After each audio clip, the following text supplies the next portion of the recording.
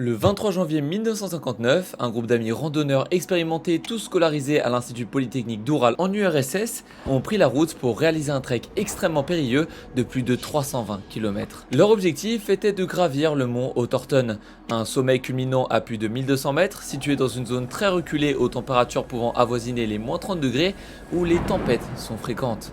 Après plus de 3 semaines d'expédition, plus aucun signe de vie ne sera détecté de la part des 7 hommes et des 2 femmes constituant le groupe. Ils étaient censés envoyer un télégramme à leur club sportif dès leur retour avant le 12 février, mais le jour J, aucune nouvelle. Cette disparition était plus qu'inquiétante et d'importantes recherches vont être entreprises par l'armée soviétique pour tenter de retrouver les 9 étudiants et pour les sauver si ce n'était pas déjà trop tard. Leur remplacement va être retrouvé par les sauveteurs après plus de 2 semaines d'intenses recherches, mais ils vont tomber sur une véritable scène d'horreur. Leurs corps étaient éparpillés sur un rayon de plus d'1 kilomètre, tous étaient littéralement congelés et certains n'avaient même plus de visage. Dès lors, une enquête va être ouverte par les autorités russes pour tenter de découvrir toutes les circonstances de ce drame. Mais plus les recherches avançaient et plus les incohérences et les zones d'ombre émergeaient. Au fur et à mesure de l'enquête, tout le monde va peu à peu prendre conscience que ce cas n'était pas un simple accident de randonnée. Et de ce fait, beaucoup de théories, parfois lunaires, vont rapidement émerger pour tenter d'expliquer l'effroyable calvaire qu'ont vécu le groupe de randonneurs lors de la nuit du 1er au 2 février 1959. Mais ce qui rend cette affaire particulièrement exceptionnelle, c'est que des théories à son sujet, il y en a plus de 75. Un phénomène météorologique, un meurtre, un incident militaire. Encore aujourd'hui, plus de 60 ans après les faits, on ne connaît toujours pas avec certitude les causes de leur décès. Quoique, découvrons en détail à travers cette vidéo leur parcours, leur disparition, la découverte de leur corps ainsi que toutes les enquêtes effectuées et les théories les plus solides qui les accompagnent. Je vous préviens, ça va un peu aller dans tous les sens, comme je vous le disais, les théories concernant cette affaire sont très nombreuses, donc ne perdons pas plus de temps. Voici la mystérieuse affaire du col Dyatlov.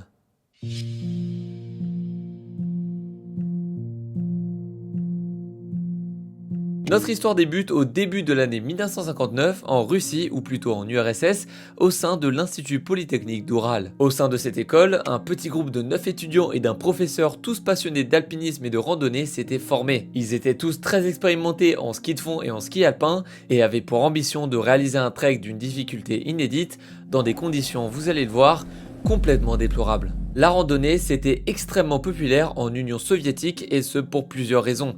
Tout d'abord, la randonnée était considérée comme un moyen de renforcer l'esprit collectif et l'attachement à la patrie. La vie et les nuits en collectivité sous les tentes, les moments d'entraide et de partage entre les randonneurs, les soirées autour d'un feu de camp accompagnées d'un peu de guitare. Dit comme ça paraît très cliché, mais c'était des moments de vie qu'encourageait le gouvernement pour renforcer le sentiment d'appartenance. Les soviétiques croyaient que c'était près du feu de camp ou sur un col de montagne que l'on pouvait devenir humain, trouver de vrais amis et même rencontrer un compagnon de vie. Et en plus de ça, le gouvernement soviétique voyait le sport et la randonnée comme des outils pour former le parfait Homo soviéticus, un individu équilibré, productif et discipliné.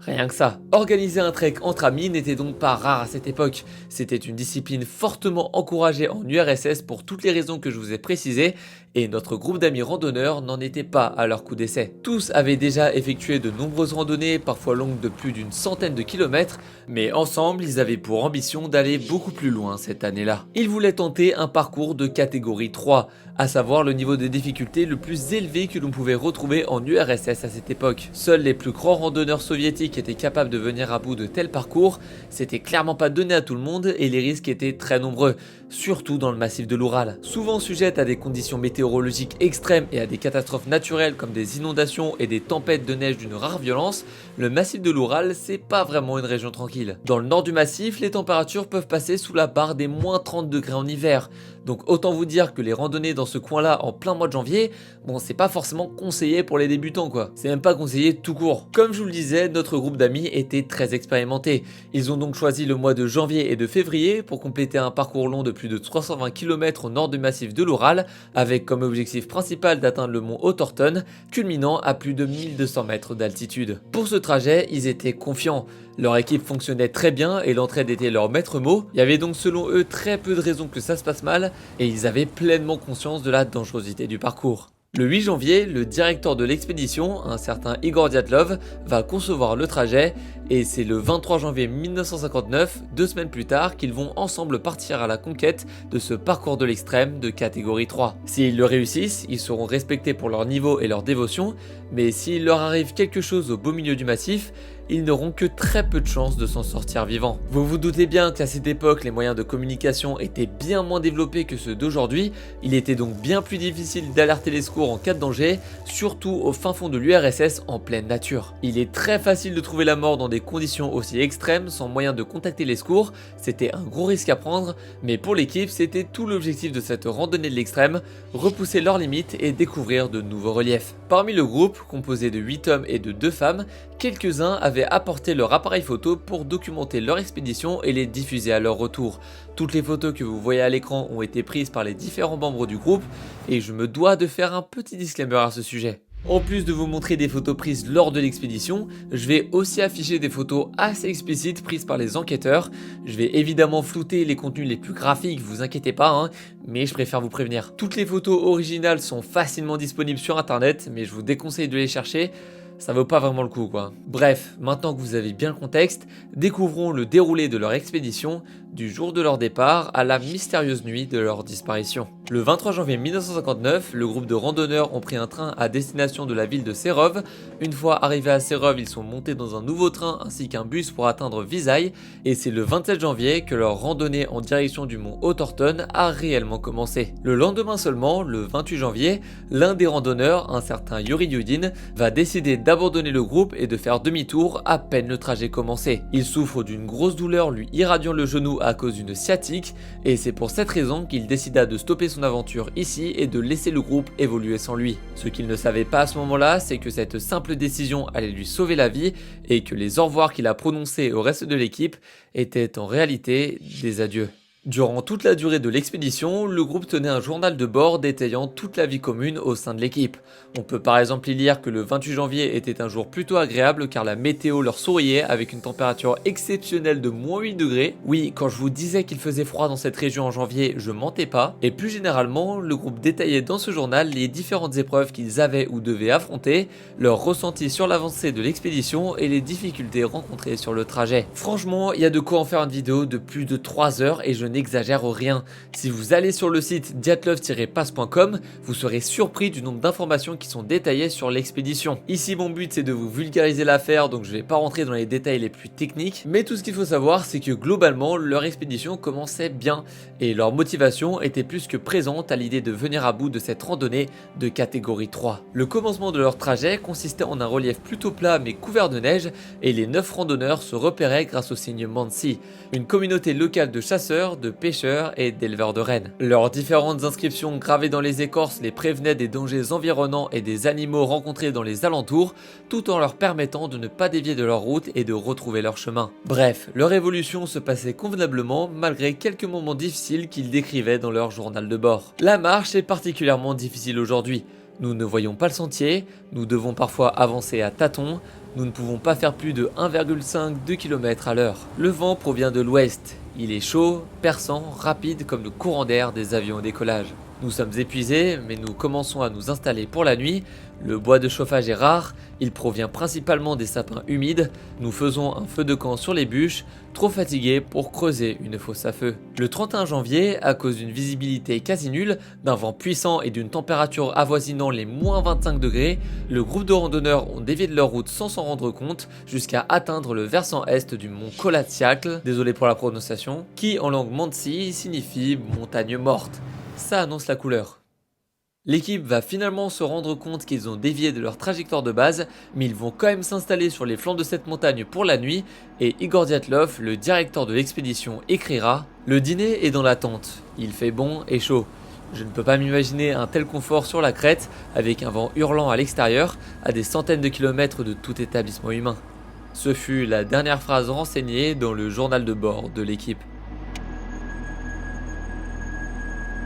Comme je vous l'ai expliqué précédemment, le groupe de randonneurs avait commencé leur randonnée à partir du petit village de Visailles et ils étaient censés y retourner pour le 12 février. Une fois arrivés à ce village, ils étaient censés envoyer un télégramme à leur club sportif pour leur annoncer leur retour et la réussite de leur expédition, mais le jour J, aucun membre de l'équipe ne s'est présenté à Visailles et leur club n'a reçu aucune nouvelle de leur part. C'était pas vraiment rassurant, mais personne ne s'inquiétait vraiment. Au départ, la plupart des personnes qui les attendaient pensaient qu'il s'agissait simplement d'un retard ou d'une simple erreur de calcul dans leur calendrier d'expédition. Ce qui arrivait relativement souvent dans ce genre d'expédition, mais plus les journées passaient, plus il était clair qu'il leur était arrivé quelque chose sur le trajet et qu'ils devaient être retrouvés et secourus à tout prix. Le 21 février, 9 jours après la date de retour prévue à Visailles, des recherches vont être lancées et les 9 randonneurs vont être officiellement considérés comme disparus. Pendant plus de 5 jours, les effectifs de l'armée ont scruté les 320 km qui constituaient leur parcours. Et c'est le 26 février qu'ils retrouvèrent enfin leurs traces en découvrant une tente appartenant à 2 membres du groupe. Malheureusement, et fallait s'y attendre, la scène était cauchemardesque. La tente avait été déchirée de l'intérieur. La plupart des membres de l'équipe s'étaient enfuis en chaussettes ou pieds nus et il a fallu 2 mois supplémentaires aux enquêteurs pour retrouver tous les corps des randonneurs qui étaient dispersés dans un rayon large d'1,5 km. Ce qui n'est clairement pas rien. J'ai maintenant essayé de vous résumer toutes les trouvailles des détectives. Il y a énormément d'informations à prendre en compte, ça va un peu partir dans tous les sens. Donc retenez bien tous les détails troublants que constitue l'enquête, car croyez-moi, on en aura besoin pour plus tard. Ok, tout d'abord, 2 des randonneurs ont été retrouvés presque entièrement nus. Pourtant, il faisait aux alentours des moins 30 degrés lors de leur disparition. Pourquoi s'étaient-ils déshabillés sous de telles températures? Gardons ce détail pour plus tard. Ces 2 randonneurs ont été retrouvés près d'un cèdre qui semblait abîmé. Son tronc était endommagé et certaines de ses branches avaient cédé jusqu'à une hauteur de plus de 5 mètres. Comme si quelqu'un avait essayé de le grimper. Peut-être qu'ils s'étaient perdus et qu'ils ont tenté de grimper sur l'arbre pour retrouver leur tente et leur chemin, ou peut-être qu'ils l'ont fait pour se protéger d'un potentiel danger. Une attaque par un animal sauvage? Une avalanche? Les enquêteurs ne le savent pas et le mystère reste entier. Un peu plus tard, 3 autres randonneurs ont été retrouvés dans un rayon incluant la tente et le cèdre abîmé. Tous étaient en partie camouflés par la neige et eux aussi n'étaient pas complètement habillés. Ce n'est que 2 mois plus tard que les 4 derniers randonneurs ont été retrouvés à leur tour.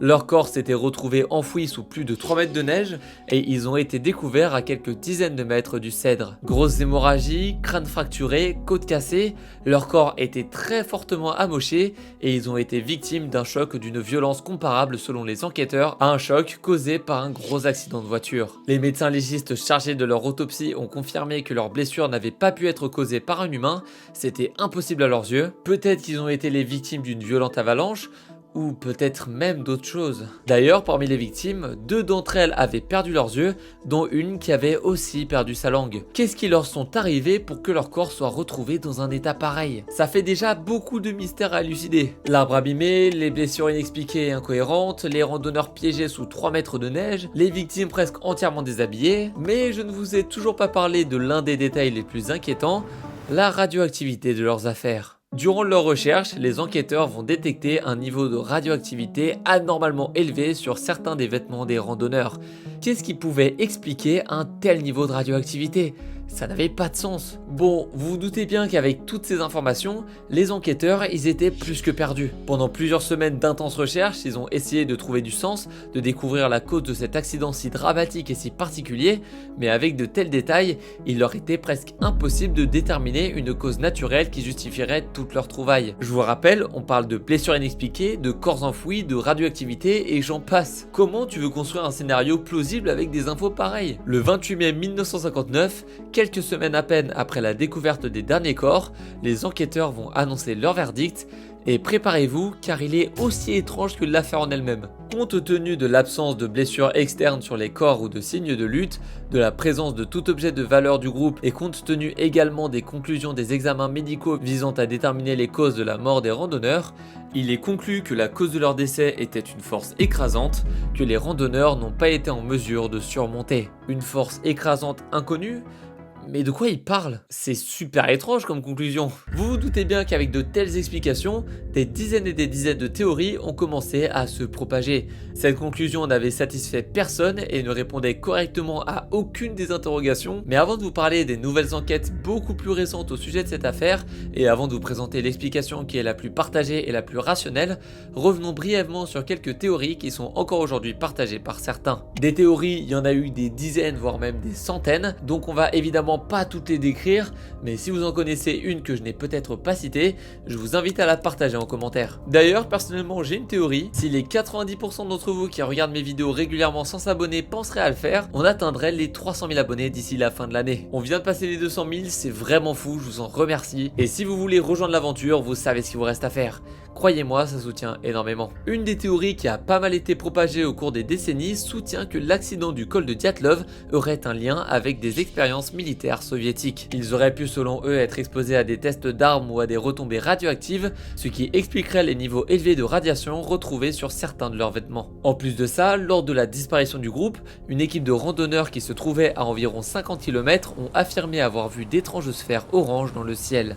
Était-ce des lueurs générées par une nouvelle arme militaire ? Une autre théorie, moins populaire, met en avant une potentielle attaque de Yeti ou du peuple local des Mansi. Mais il n'y a aucune preuve concrète pour soutenir cette théorie. Je vous le rappelle, leurs blessures n'ont pas été causées par un humain, et le Yeti, bon, c'est une créature légendaire quoi. Plus généralement, les théories mettant en avant des potentielles attaques animales ne tiennent pas la route non plus pour plusieurs raisons. Aucune trace d'animaux n'avait été retrouvée sur les lieux de l'incident, et en plus de ça, comme je vous le disais précédemment, les corps des randonneurs ne présentaient pas de signes de lutte, ce qui serait carrément inhabituel en cas d'attaque animale. Sans oublier que les animaux sauvages, ils ont souvent tendance à éviter les humains, et il est peu probable qu'ils se mettent à attaquer un groupe de 9 personnes, c'est pas rien 9 personnes, ça leur fait plus peur qu'autre chose. Et on va finir avec une théorie beaucoup plus perchée avant de passer aux récentes analyses et de vous dévoiler le scénario le plus probable largement adopté. Parlons de la théorie des extraterrestres. Je suis tombé sur ce genre d'explication et il fallait que je vous le partage. Certains croient que les randonneurs auraient pu être victimes d'une intervention extraterrestre et ils pensent que les blessures inexpliquées et les niveaux élevés de radiation pourraient être le résultat d'un contact avec les aliens. Tout ça pour vous dire que oui, comme pour toute affaire assez étrange et inexpliquée, certaines personnes ont poussé le délire très loin. Et comme je vous le disais plus tôt, des théories, il y en a plein d'autres. Certains suggèrent une attaque par un fugitif qui se serait échappé. Le parquet général de Russie faisait face à pas moins de 75 théories plus ou moins crédibles. Et sans transition, passons maintenant à des explications plus rationnelles.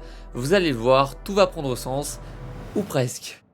En 2019, 60 ans après le drame, les autorités russes vont ouvrir une nouvelle enquête visant à enfin résoudre ce mystère qui continuait de fasciner les esprits. Après de nombreuses nouvelles analyses, ils ont écarté toutes les hypothèses sauf une seule, celle de l'avalanche. Et voici comment l'incident se serait déroulé aux yeux des enquêteurs. Pour commencer, deux des randonneurs présents à l'extérieur de la tente ont anticipé l'arrivée d'une avalanche et ont contacté leurs compagnons à l'intérieur qui étaient déshabillés après avoir été mouillés pendant l'installation du camp. Bon, ce détail fait pas trop l'unanimité, mais on en reparlera plus tard. Ils ont rapidement déchiré la tente et se sont extirpés alors que l'avalanche continuait à gagner du terrain et à atteindre le camp. Après cet événement, ils se sont vite perdus dans le blizzard et ont perdu de vue leur camp.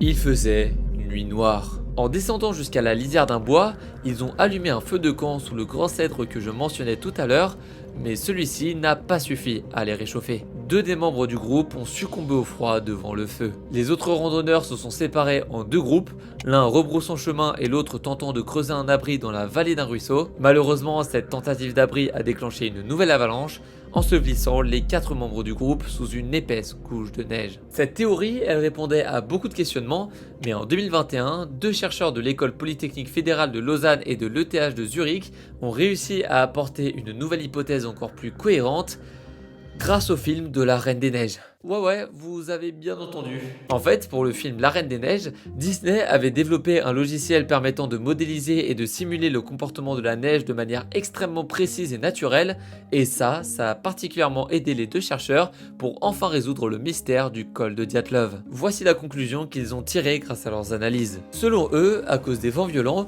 une grosse quantité de neige se serait accumulée au-dessus du camp, ce qui aurait provoqué une petite avalanche d'une taille similaire à celle d'un SUV qui serait tombée tombé juste sur la tente des randonneurs. Leurs simulations ont permis de démontrer que la puissance de l'avalanche pouvait être à l'origine des blessures suspectes retrouvées sur les corps de certains membres du groupe. Et pour ce qui est des 2 randonneurs retrouvés sans leurs yeux, comment ça s'explique? Pour répondre à cette question, il existe 2 théories. La première met en lumière le fait que leurs 2 corps ont été retrouvés proches d'une source d'eau, ce qui a permis à leur chair de se putréfier. Et la deuxième théorie met en avant le fait que ce seraient des oiseaux qui se seraient nourris de leurs dépouilles. Ce sont les 2 scénarios les plus crédibles pour expliquer ce phénomène assez troublant. Maintenant, revenons sur les premiers randonneurs retrouvés presque entièrement nus. Sachez qu'il existe une autre théorie en plus de celle que je vous expliquais tout à l'heure. Et si vous avez regardé ma vidéo sur les pires accidents de l'Everest, vous devriez savoir de quoi on va parler. Il s'agirait d'un cas de déshabillage paradoxal. Ça peut paraître très contre-intuitif et ça l'est. En fait, dans des cas d'hypothermie, certaines victimes peuvent se mettre à ressentir une sensation de chaleur extrême comme une ultime réponse du corps pour tenter de se défendre du froid glacial. Cette hallucination les pousse à se déshabiller car la chaleur est presque insupportable et l'issue est presque toujours fatale. Et pour finir, parlons du détail qui a le plus alimenté les théories d'un potentiel accident militaire, la radioactivité de leur combinaison. La théorie qui a majoritairement été retenue par les chercheurs, c'est celle du thorium. Le thorium, c'est un élément chimique qui était utilisé dans certaines lanternes. Lorsqu'il est chauffé, il émet une lueur intense qui en faisait une source lumineuse efficace, mais c'est surtout un élément radioactif et dangereux pour la santé. Bref, vous l'aurez compris, cette théorie de l'avalanche est la plus plausible de toutes aux yeux d'une grande majorité de chercheurs, mais je vous le rappelle, il ne s'agit que d'une théorie. Cette affaire, elle continue de susciter l'intérêt, et encore aujourd'hui, le mystère persiste. Si vous voulez plus d'histoires de ce style, je vous ai récemment raconté la terrible histoire d'Elisabeth Revol et de son compagnon Tomek, 2 alpinistes qui ont vécu un véritable enfer sur le mont du Nanga Parbat. Comme je vous le disais tout à l'heure, on tente les 300 000 abonnés cette année, un objectif de taille, donc n'hésitez pas à vous abonner, c'est gratuit et ça soutient la chaîne. Quant à moi, je vous donne rendez-vous samedi prochain pour un nouveau mini docu. Allez, salut!